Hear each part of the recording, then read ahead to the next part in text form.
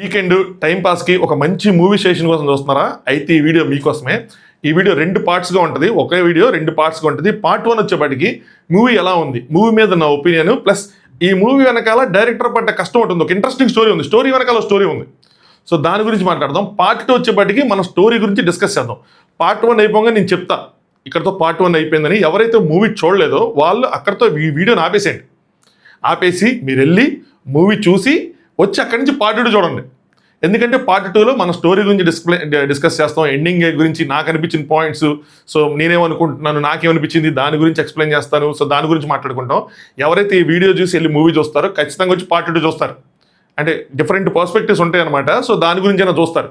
So ఇంకా time ఇచ్చేద్దు, let start. Hi friends, నా పేరు Anand, welcome to Anand views. So ఎవరైతే ఫస్ట్ టైం చూస్తున్నారో దయచేసి ఛానల్ సబ్స్క్రైబ్ చేసుకోండి. లేదు అంటే మనం డిస్కస్ చేస్తున్నప్పుడు మీకు నచ్చితే కనుక ఖచ్చితంగా సబ్స్క్రైబ్ చేసుకోండి, వీడియో లైక్ చేయండి. మ్యాటర్ ఏంటంటే రెగ్యులర్ మూవీస్ చూసి ఎవరికైతే చిరాకు వచ్చిందో వాళ్ళ కోసం ఈ మూవీ అనమాట. నా ఫ్రెండ్ ఈ మూవీ గురించి నాకు చెప్పినప్పుడు నేను చూస్తాలే, నేను ఒక్కసారి అన్నాను చూస్తాలే అని చెప్పి ఎప్పుడుగో నైట్ ఎప్పుడు మార్నింగ్ చెప్తే నైట్ ఎప్పుడో స్టార్ట్ చేసి చూశాను అనమాట. కానీ మీరు ఈ పాటికే ఈ మూవీ గురించి మల్టిపుల్ ప్లేసెస్లో వినుంటే మీ ఎక్స్పెక్టేషన్స్ చాలా హైగా ఉంటాయి. మూవీ చూసే ముందు ఒక కీ మ్యాటర్ ఏంటంటే expectation, key point. Expectation set చేసుకునే విధానాన్ని బట్టి ఉంటుంది. మన ఎక్స్పెక్టేషన్ని బట్టి ఆ సినిమా మనకు నచ్చిందా లేదా అని డిసైడ్ అవుతుంది. మీలో కనుక భారీ ఎత్తున హై ఎక్స్పెక్టేషన్స్ ఉంటే మీకు ఈ సినిమా నచ్చే అవకాశం చాలా తక్కువ ఉంటుంది. అదే మీకు ఎక్స్పెక్టేషన్ స్లోలో ఉంటే ఏదో మలయాళం సినిమా అంట, ఏదో టైం ట్రావెలింగ్ అంట, అలా గనక మీరు చూస్తే ఖచ్చితంగా మీరు ఎక్సైట్మెంట్ ఫీల్ అవుతారు. ఎందుకంటే రొటీన్ మూవీస్ చూసి బోర్ కొట్టేసి ఉన్నాను కాబట్టి నేను చాలా థ్రిల్ ఫీల్ అయ్యాను. సో మూవీ ఎలా ఉంది ఏంటి అంటే నా ఒపీనియన్ చెప్తున్నాను. So just it's my opinion, అంతే, రివ్యూ లాంటిది ఏం కాదు. ఫస్ట్ 40 minutes నాకు కొంచెం బోరింగ్గానే సాగింది. ఎవరైతే ఆ ఫస్ట్ 40 minutes కొద్దిగా బోర్ ఫీల్ అవుతున్నా సరే కట్టకుండా, అంటే ఆపేయకుండా, ఫార్వర్డ్ చేసుకోకుండా చూడగలుగుతారో వాళ్ళకి నెక్స్ట్ సినిమా మొత్తం కూడా ఒక థ్రిల్ ఇస్తుంది. ఒక్కసారి ఆ ఇంటర్వెల్ సీన్స్ అవన్నీ వచ్చిన తర్వాత ఇంక నుంచి మీ మైండ్ వర్కౌట్ స్టార్ట్ అవుతుంది. అది ఎన్ని ఆలోచనలు వస్తాయంటే అన్ని ఆలోచనలు వస్తాయి. మీరు తల తెప్పకుండా స్కిప్ చేయకుండా అట్టా చూస్తూ ఉంటే మైండ్ బెండ్ అవుతుంది. ఏంద్రా ఇది, ఏం జరుగుతుంది, అరే ఏంట్రా, వీళ్ళెవరు, వాళ్ళేంటి, వీళ్ళేంటి అని. So story, cinema back drop ఏంటంటే ఉంటుంది, ఇది ఒక టైం ట్రావెలింగ్ స్టోరీ. నేను ఎక్కువ రివీల్ చేయను, టైం ట్రావెలింగ్ స్టోరీ అంతే. సో అంటే అదే మన ఇంగ్లీష్ సినిమాలో లాగా మిషన్స్, టైం మిషన్స్ అలాంటివి ఉండవు. చాలా బాగా కనెక్ట్ చేశారు. ఒక విషయాన్ని కనెక్ట్ చేసి టైం ట్రావెలింగ్ ఉంటుంది. సో మీరు చూశాక మీకు అర్థమవుతుంది. సో ఇప్పుడే నేను రివీల్ చేయను. ఖచ్చితంగా మీరు ఆ 40 minutes ఫేస్ దాటగలిగితే మీరు మూవీ మొత్తాన్ని ఎంజాయ్ చేస్తారు. మూవీ ఎండ్కి వచ్చేపాటికైతే మీకు ఇంకా అసలు మామూలుగా ఫీజు లేరు. సో మూవీ ఎండ్ అయిపోతుంది అనగా జుబుక్ ఒక ట్విస్ట్, అరే అనుకున్నప్పటికి ఇంకో ట్విస్ట్, అరే అనుకున్నప్పటికి ఇంకో ట్విస్ట్. సో 3. సో అందుకనేనా సంభవం అధ్యయనం 1 అని పెట్టారు. ఇప్పుడు చెప్తే టైటిల్ సంభవం అధ్యయనం 1 అని పెట్టారు. సో ఇది చాప్టర్ 1, దీనికి చాప్టర్ 2, మేబీ చాప్టర్ 3 ఇలా ఉండొచ్చు. ఇలాంటి సినిమా స్టోరీస్ కానీ ఇలాంటి సినిమాలు మనం ఎక్కువ ఎక్స్ప్లెయిన్ చేసుకుంటే అది ఖచ్చితంగా స్పాయిలర్స్ అవుతాయి. స్క్రీన్ ప్లే, డైరెక్షన్ మధ్యలో కొద్దిగా అక్కడ చోట మనకి ఏదైనా ఇదిగా అనిపించినా, బోర్గా అనిపించినా సరే పర్లేదు అనిపించింది నాకు. కొద్దిగా రిపిటేటివ్గా కొన్ని కనిపించినా కూడా స్టిల్ నేనైతే యాక్సెప్ట్ చేయగలిగా, నేనైతే ఎంజాయ్ చేయగలిగా. సో ప్రాపర్గా ఉంది స్క్రీన్ ప్లే కానీ, డైరెక్షన్ కానీ, ఆ స్టోరీ కానీ. స్టోరీ అయితే మైండ్ బెండింగ్. సినిమా ఎండ్ అయ్యేపాటికి మనకి ఎన్ని థీరీస్ వస్తాయంటే అన్ని థీరీస్ వస్తాయి. ఇక్కడ ట్రూత్ అనేది ఒకటి కాదు, అంటే ఒక మల్టిపుల్ లేయర్స్లో మూవీని డిజైన్ చేశారు. ఎవరికి నచ్చినట్టు వాళ్ళు మన స్టోరీ ఎండింగ్ రాసుకోవచ్చు అనమాట. అందుకని వీకెండ్ అని స్పెసిఫిక్గా చెప్పింది. సో సినిమా అయిపోయిన తర్వాత కూడా మనం చాలా విషయాలు ఆలోచిస్తాం. ఇది ఎందుకు అట్లా ఇది ఉంటుంది, దీన్ని ఎందుకు ఇట్లా చేశారు అని చెప్పి. సినిమా చూస్తున్న ఎవరైతే ఉన్నారో మన పార్ట్ 2 ఇప్పుడు 2 నిమిషాలు ఈ వీడియో ఎండ్ చేసిన తర్వాత మనం మాట్లాడుకుందాం, మనకు అర్థమవుతుంది. సో ఇక్కడ ఒక నిమిషం ఉంది. స్టోరీ అనేది ఒక సైడ్ నుంచి కాకుండా మల్టిపుల్ ప్లేసెస్ నుంచి ఆలోచించడానికి ఉపయోగపడింది అనమాట. ట్రూత్, ఈ సినిమాలో ట్రూత్ అనేది ఒక సబ్జెక్టు. సో ఎవరికి నచ్చిన విధంగా వాళ్ళు ఉంటుంది. మనం ఈ యాంగిల్లో చూస్తే ఇట్లా ఉంటుంది, ఆ యాంగిల్లో చూస్తే అట్లా ఉంటుంది. డైరెక్టర్ కూడా ఒపీనియన్ ఏంటి అంటే కన్ఫ్యూజనే, ఆడియన్స్ని కన్ఫ్యూజ్ చేయాలి అన్న భావనలో ఉన్నాడు. ఆడియన్స్ ఎప్పుడైతే కన్ఫ్యూజ్ అవుతాడో డైరెక్టర్ అక్కడ సక్సెస్ అయినట్టే. నాకు తెలిసి మనం కొద్దిగా కన్ఫ్యూజ్ అవుతాం, అందరూ అవుతారు. సో డైరెక్టర్ సక్సెస్ అయినట్టే. దీని వెనకాల ఒరిజినల్ థియరీ ఏంటి అన్నది డైరెక్టర్ నుంచి కానీ సినిమా యూనిట్ నుంచి కానీ ఏమీ రివీల్ అవ్వాల నాకు తెలిసి. సో మనం ఏదైతే ఊహించుకుంటామో అదే జరగాలని లేదు. Different thought process, different theories వీటన్నిటికీ ఉండొచ్చు. అదే వాళ్ళ మెయిన్ గోల్ కూడా అయి ఉండొచ్చు. సో ఖచ్చితంగా చూడండి, మీరు ఎంజాయ్ చేస్తారు. దీని వెనకాల స్టోరీ ఉందని చెప్పాను కదా, అదేంటి అంటే నాకు తెలిసింది ఈ డైరెక్టర్ పేరు మర్చిపోయా. ఇప్పుడే మర్చిపోయా అనమాట. ఇలా పేర్లేంటో మనకు గుర్తుండవు. జీతు సతీషన్ గారు ఏంటి అసలు ఇలాంటి సినిమా ఎలా తీశారు ఊరికే చూద్దామని చెప్పి సింపుల్గా గూగుల్ చేస్తే నాకు ఒక చిన్న స్టోరీ దొరికింది.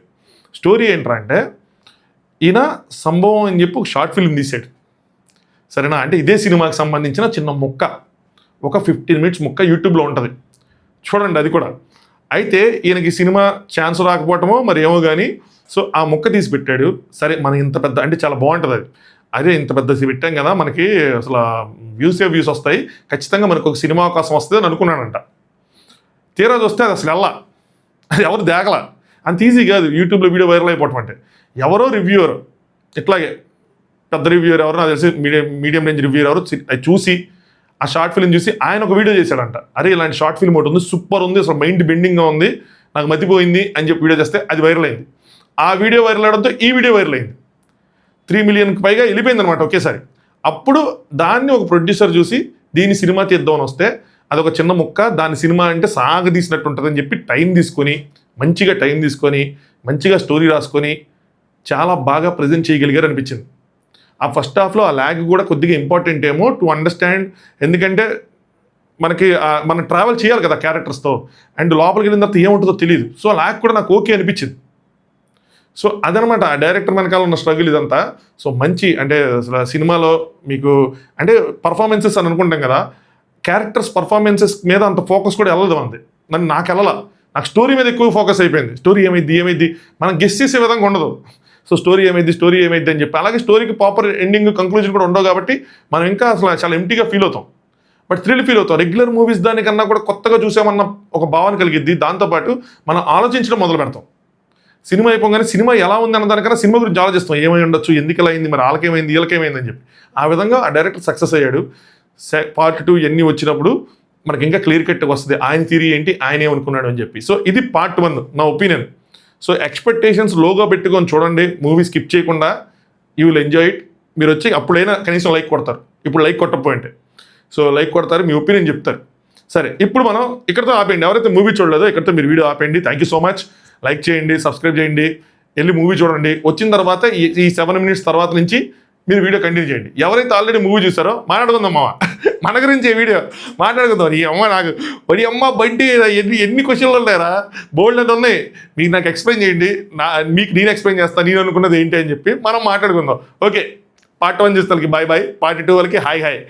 సరే మ్యాటర్ ఏంటంటే సినిమా స్టార్ట్ అయినప్పుడు మన పేరే, హీరో క్యారెక్టర్ పేరు కూడా మన పేరే, ఆనంద్ అని చెప్పి ఆయన ప్రాస్పెక్టివ్లో మూవీ చూపించారు. ఆయన ప్రాస్పెక్టివ్లో మూవీ చూపించినప్పుడు ఆయన ఒక పోలీసు అక్కడికి వెళ్ళాడు. సో ఆ స్టేషన్కి వెళ్తాడు, అక్కడేదో జరిగింది. షార్ట్ ఫిల్మ్కి దీనికి తేడా ఏంటి తెలుసా, షార్ట్ ఫిల్మ్లో ఎవరైతే అడవులు ఇరుక్కుపోతారో వాళ్ళ వాకీటాకీ నుంచి ఇప్పుడు ప్రెజెంట్లో ఉన్న వాకీటాకీకి కనెక్షన్ వస్తుంది. అది కొంచెం మనకి ఎక్కదు, ఇదేంటి ఎట్లా వస్తుందని చెప్పి. కానీ ఈ మూవీలో ఏం చేశారంటే వీళ్ళు వెళ్తున్నప్పుడు ఒక పోలీస్ ఆఫీసరు అడవులో నుంచి బయటికి తప్పించుకొని వస్తాడు. వచ్చినప్పుడు అక్కడ వాకీటాకీ దొరికినప్పుడు సో లోపల వేరే టైం లూప్లో ఉన్న వాళ్ళ నుంచి ఇక్కడికి కనెక్షన్ ఏర్పడింది. చాలా బాగా దాన్ని కనెక్ట్ చేశారు, అక్కడి నుంచి కనెక్షన్ బిల్డ్ చేశారు. ఇది ఎందుకు చెప్పారంటే ఎవరైతే షార్ట్ ఫిల్మ్ చూసారో నాకు అక్కడ డిఫరెన్స్ వచ్చింది, ఇక్కడి నుంచి కనెక్షన్ బిల్డ్ చేశారు. దీనికన్నా మనం ముందుకెళ్తే అంటే స్టోరీ మనం వీళ్ళ స్క్రీన్ ప్లే కాకుండా మనం ఒరిజినల్గా మాట్లాడుకుంటే, ఒక అడవిలో ట్రైబల్స్ ఉన్నారు, వాళ్ళు ఈ కాకిని ఎవరైతే క్రో ఉన్నారో సో ఆయన్ని దేవుడిగా పూజిస్తారు. ఆ పూజించడానికి కూడా ఒక విధానం ఉంది, ఏంటంటే వలయంలో తిరుగుతూ పూజిస్తారు. ఇది చాలా ఇంపార్టెంట్ పాయింట్, వలయంలో తిరుగుతూ పూజిస్తారు. అప్పుడే ఇండియాని ఆక్యుపై చేయడానికి ఫస్ట్ వచ్చిన పోర్చుగీస్ వాళ్ళు ఎవరైతే ఉన్నారో వాళ్ళకి సంబంధించిన ఒక కింగ్ గ్యాబ్రియల్ యాంటోనియో ఏదో పేరు మర్చిపోయింది, సారీ. అతను ఏంటంటే నాస్తికుడు. అతనికి ఏంటి ఓన్లీ ప్రభు అంటే ఎవరు, ఒక నిమిషం ఉండండి, సారీ ఆఫీస్ కాల్.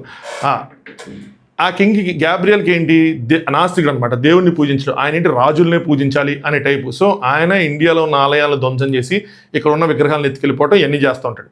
ఇక్కడ ఈ కింగ్కి అతను ఒక ఇన్ఫర్మేషన్ పాస్ చేస్తాడు, ఏంటి అంటే అడవిలో ఒక దేవుడు ఉన్నాడు, అక్కడ ఉన్న ప్రజలు ఆ దేవుని కొలుస్తూ ఉంటారు.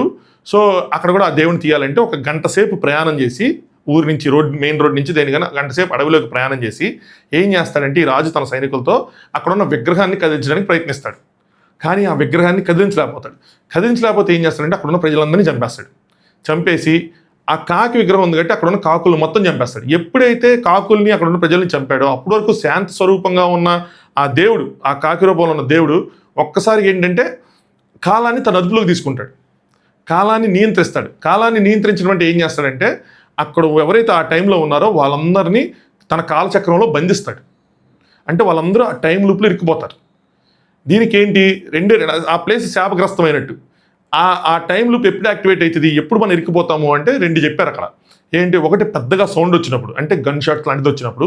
రెండోది ఏంటంటే రక్తం పడి ఆ ప్లేస్ అపవిత్రం అయితే, అంటే ఆ ప్లేస్ కనుక రక్తం పడితే ఈ 2 జరిగినప్పుడు మాత్రం ఆ కర్స్ ఏదైతే ఉందో, శాపం ఏదైతే ఉందో అది యాక్టివేట్ అవుతుంది. ఆ టైంలో ఇది జరిగినప్పుడు, ఆ టైంలో ఆ ప్లేస్లో ఎవరైతే ఉంటారో వాళ్ళందరూ ఆ టైం లూప్లో ఇరికిపోతారు. ఆ టైంకి ఎవరైతే అడవులోకి వెళ్తారో వాళ్ళు ఇంకెప్పటికీ బయటకు రారు, వాళ్ళు ఇంకా కనుమరుగైపోయినట్టు. వాళ్ళందరూ ఆ టైం లూప్లో ఉంటారు. ఆ టైం లూప్లో నుంచి, ఆ అడవిలో నుంచి బయటికి రారు, వేరే వాళ్ళకి కనిపించరు మ్యాక్సిమం. అంటే ఒకవేళ యాక్టివేట్ అయితే, శాపం యాక్టివేట్ అయితే కనిపిస్తారేమో, శాపం యాక్టివేట్ అయితే కనిపించరేమో అని చెప్పి ఒక క్వశ్చన్ ఉండిపోద్ది ఇక్కడ మనకి. దీనికి కూడా కొన్ని థీరీస్ ఉంటాయండి, మనం వెళ్తే మాట్లాడుకుందాం, ఏదైనా మిస్ అవుతుంది కానీ. అయితే ఇది జరిగింది. ఇప్పుడు హీరోకి ఎప్పుడైతే ఈ వాకీ టాకీ ద్వారా కొంచెం నేమ్ వచ్చిందో, ఇక్కడ ఒక సస్పెన్స్ ఉంటుంది. ఏంటిది అంటే, జార్జ్ పేరు, జార్జ్ సంథింగ్ ఏదో ఉంది ఆయన పేరు. సో ఈ పేరు అనగానే హీరో కొద్దిగా హెజిటేషన్ కనిపిస్తుంది, నాకు ఒక బిడ్డ పుట్టబోతున్నాడు అంటే. మనమేమనుకుంటాం ఆ టైంలో, ఓకే హీరోకి కూడా ఒక బిడ్డ పుట్టాడు, హీరో అంటే ఆనంద్, ప్రెసెంట్ హీరో అనుకుంటున్నాను నేను, ఆనంద్ కూడా బిడ్డ పుట్టాడు కాబట్టి అలా లాజికల్గా కనెక్ట్ అయ్యేమో, తనకు కూడా బిడ్డ పుట్టబోతుంది అనుకుంటాం. తర్వాత మళ్ళీ అక్కడ మనకి సస్పెన్స్, అక్కడ ఒక ట్విస్ట్ రివీల్ చేసినప్పుడు మనకు మైండ్ పోతుంది, ఎవడి అమ్మా అనుకుంటాం. సో ఆ విధంగా వాళ్ళు అడవులోకి వెళ్తారు. అడవులోకి వెళ్ళినప్పుడు ఇనిషియల్గా కర్స్ అనేది యాక్టివేట్ అవ్వదు. మీరు గమనిస్తే ఇనిషియల్గా కర్స్ యాక్టివేట్ అవ్వదు. వీళ్ళు వెళ్ళినప్పటికీ అక్కడ అస్థిపంజరాలు ఉంటాయి. అంటే వీళ్ళని చూడాల ఆ టైంకి కర్స్ అనేది యాక్టివేట్ అవ్వలేదు, అస్థిపంజరాలే ఉన్నాయి. అక్కడ జార్జ్ అని ఆయన లేరు. సో చెట్టు కింద అస్థిపంజరాలు ఉంటాయి. కాసేపు అయిన తర్వాత ఇంకొక పోలీస్ ఆఫీసర్ ఉంటాడు కదా, జెరియా ఏదో పేరు ఉంటుంది, అబ్బాయి ఈ పేర్లను గుర్తించుకోవడం కష్టం. ఆయన పరిగెత్తి వెళ్ళి ఊబిలో పడిపోతాడు. ఊబిలో పడిపోయినప్పుడు పక్కన ఉన్న అశోకన్ అని చెప్పి ఇంకొక పోలీస్ ఆఫీసర్ ఉంటారు సార్, ఆయనకి చేతికి రక్తం తగిలి ఆ రక్తం పడిద్ది. ఆ రక్తం ఎప్పుడైతే నేలం తాకిద్దో, ఇప్పుడు ఈ ఆనంద్ వీళ్ళందరూ ఆ కర్సులో యాక్టివేట్ అవుతారు.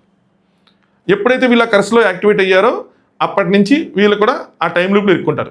కాకపోతే ఇక్కడ చిన్న పాయింట్ ఉంది ఏంటంటే, ఈ కర్స్ యాక్టివేట్ అవ్వకముందే పోలీసు వాళ్ళు ఏం చెప్తారు, ఇక్కడ జెరీ అనే ఆఫీసర్ పడున్నాడు అని చెప్తారు. దానికన్నా ముందు అక్కడ ఈ జార్జ్ అని ఆయన చెట్టు కింద ఉన్నప్పుడు ఆయన ఏం చెప్తాడు, నా పక్కన ఒక బాడీ ఉంది, దాని మీద అశోక్ అని పేరు ఉంది అని చెప్తాడు. సో అంటే వీళ్ళు ఆల్రెడీ ఆ టైం లూప్లో ఉన్నారు.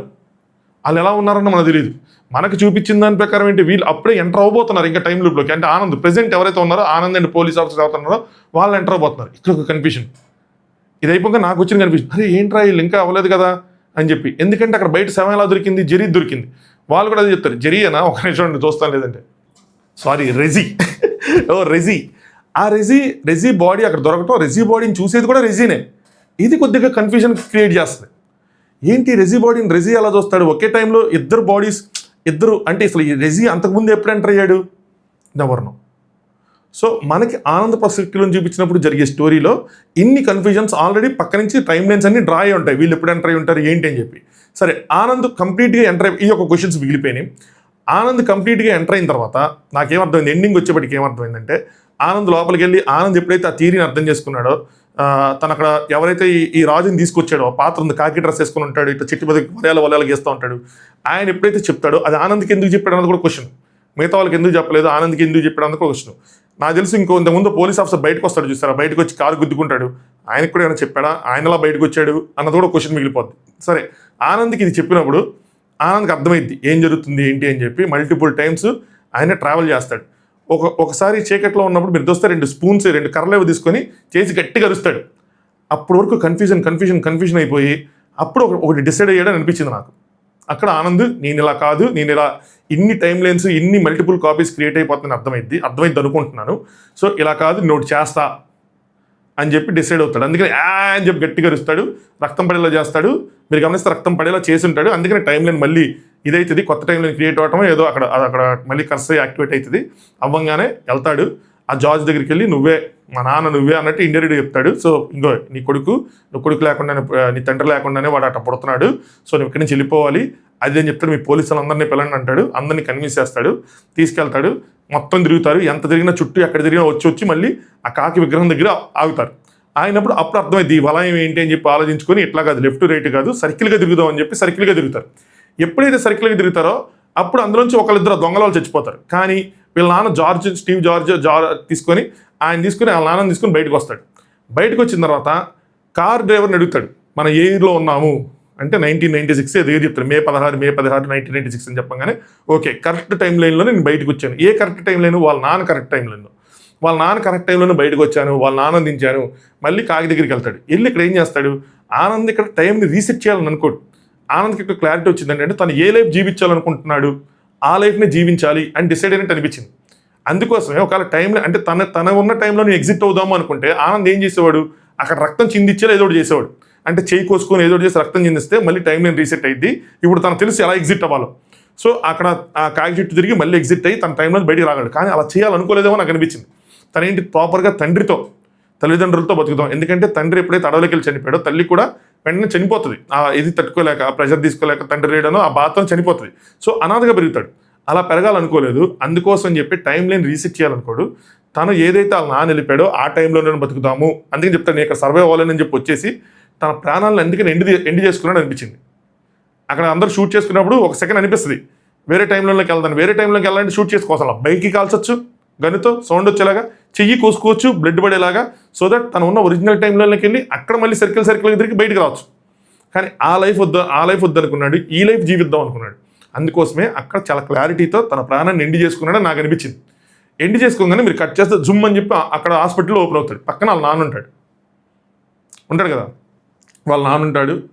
సేమ్ వైఫ్, సేమ్ ఒక పాప, బాబు బదులు ఇంతకుముందు బాబు పుట్టినట్టు సరే పాప ఎందుకులే రా నీకు గుర్తులేనప్పుడు పాప హ్యాపీ మళ్ళీ అదే అడవికి మళ్ళీ తీసుకొస్తుంది డెస్టినీ. ఇక్కడి నుంచి అసలైన మళ్ళీ మైండ్ బెండింగ్ స్టోరీ స్టార్ట్ అవుతాయి.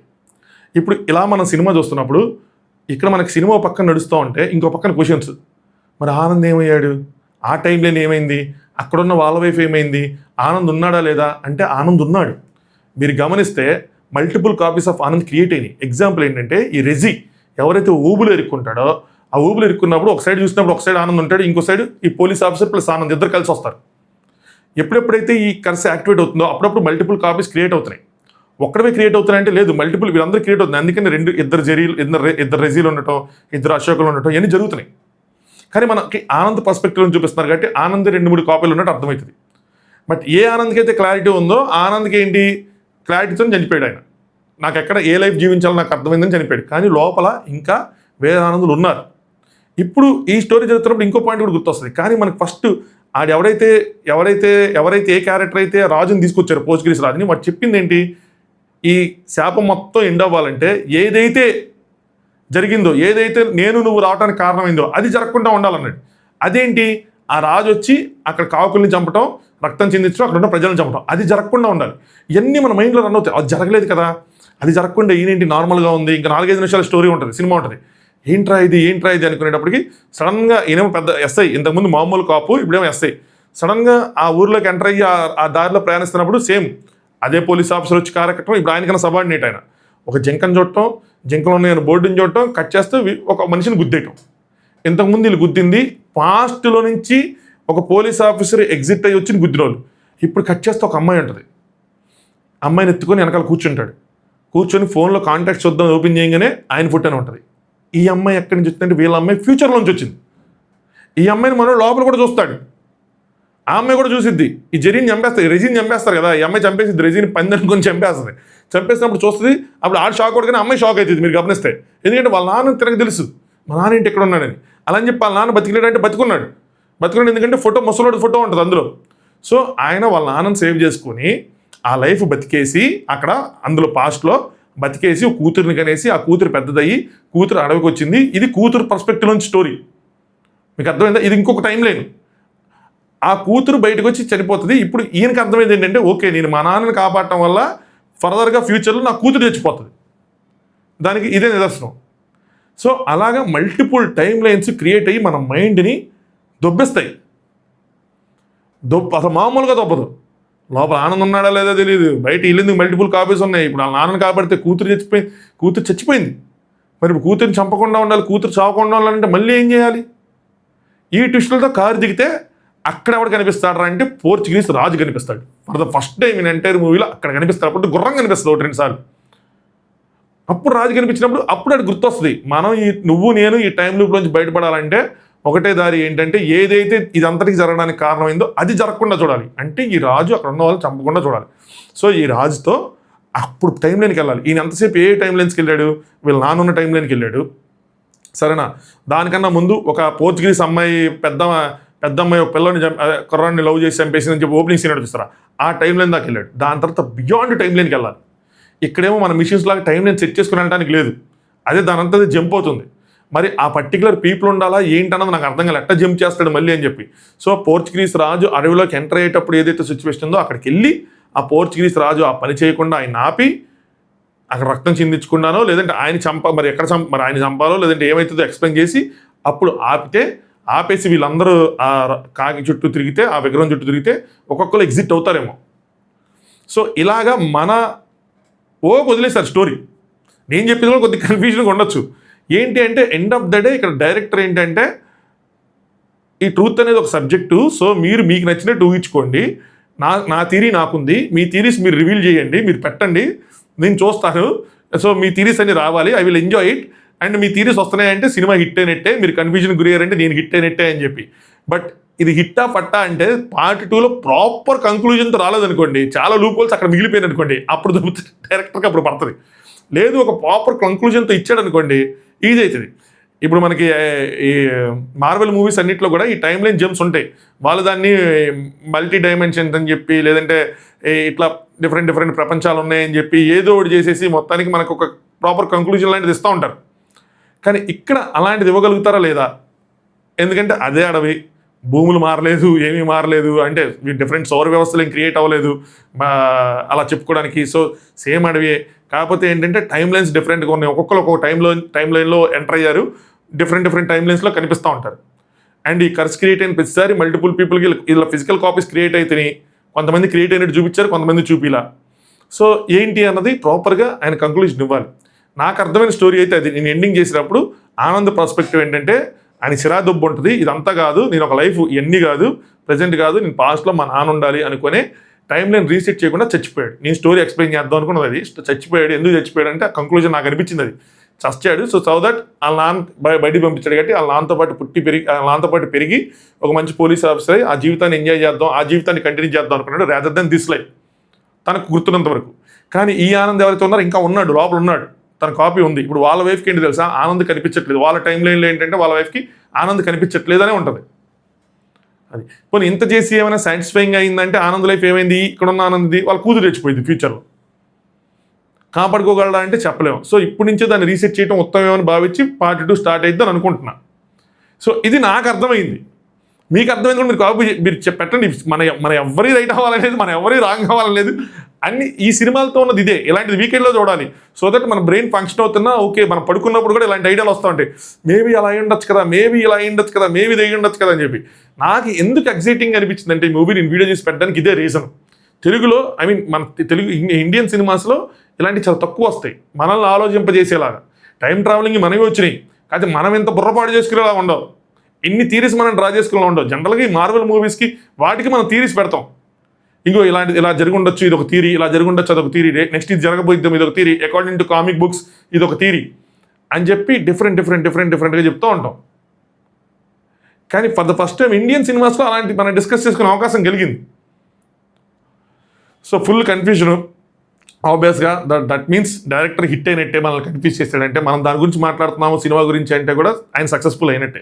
సో నాకు అనిపించింది ఇది. ఇంకా డ్రా చేయద్దు, కానీ మీకేమనిపించింది అన్నది కామెంట్ చేయండి. సో ఇప్పటివరకు చూసిన వాళ్ళు ఎవరైనా ఉంటే ఖచ్చితంగా వీడియో లైక్ చేసి, కొత్తగా చూసే వాళ్ళు సబ్స్క్రైబ్ చేసుకోండి బ్రో, సరేనా? మనం ఇంకా ఫర్దర్గా పార్ట్ 2 ఎన్ని వచ్చినప్పుడు డిస్కస్ చేద్దాం. దీని తర్వాత ఫ్రమ్ అనే వెబ్ సిరీస్ కూడా నేను ఎప్పుడో చూశాను, అది వచ్చే ముందు చెప్తాను కానీ రాబోతుంది కాబట్టి దాని గురించి కూడా మళ్ళీ మాట్లాడుకుందాం. ఒకవేళ ఈ వీడియో కనుక క్లిక్ అయ్యి కొంచెం చూస్తే ఆడియన్స్, నేను దాని గురించి కూడా మాట్లాడతాను. అది కూడా నాకు బాగా నచ్చిన మూవీయే, చాలా రోజు మాట్లాడదాం అనుకుంటే ఆగిపోయా. అది వచ్చినప్పుడు ఆ సిరీస్ చూసో చూడకముందో మాట్లాడదాం అని చెప్పి ఆగా, సరేనా? సో చలో, thanks for watching. Anand views.